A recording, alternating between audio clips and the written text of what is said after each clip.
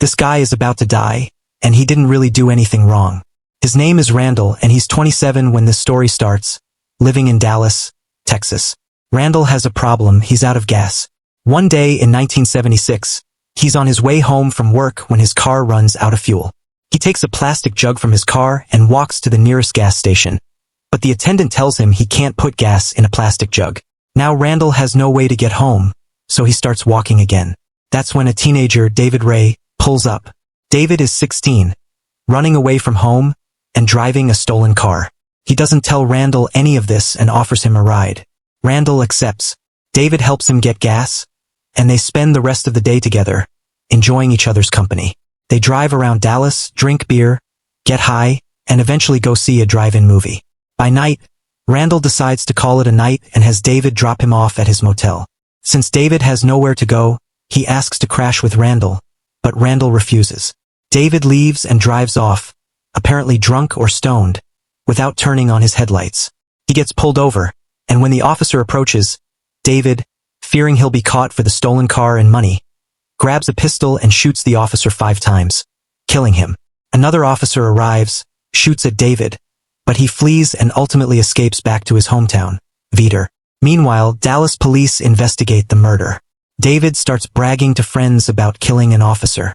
Rumors reach police in Veeder, who track him down and bring him in for questioning. David lies, claiming he didn't kill anyone, but investigators find out he ran away, stole a car, and the murder weapon is registered to his father. Under further questioning, David changes his story and claims he didn't kill the officer. He says he picked up a hitchhiker named Randall, who stole his dad's gun and killed the officer.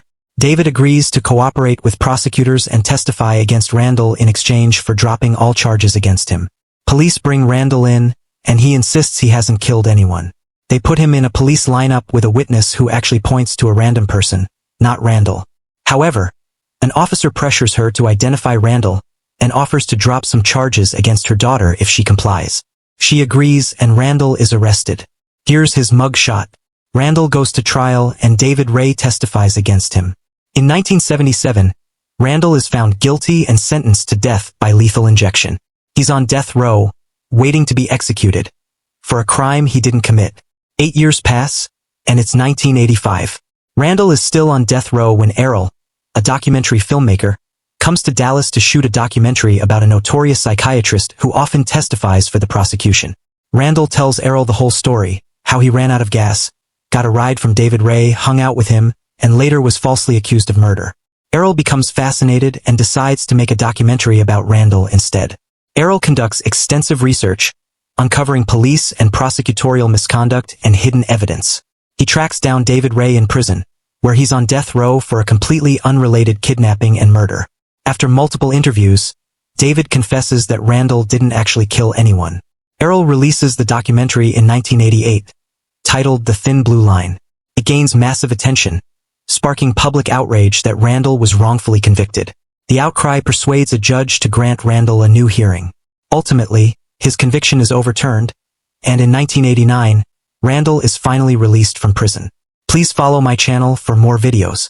One click from you can change my life.